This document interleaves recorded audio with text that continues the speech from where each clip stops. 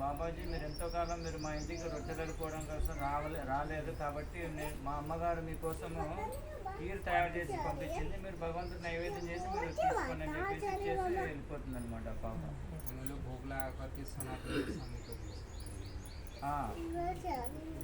ఆయన రూప గోస్వామి దాన్ని నైవేద్యం పెట్టి సనాతన గోస్వామికి అర్పించారనమాట.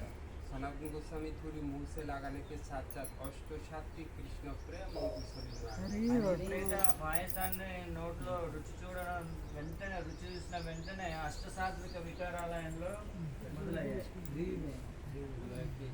ये जो लाली आई थी तो गांव के लाली ने साक्षात राधा रानी बरसाने वाले हैं, ऐसी स्वादिष्ट रूप में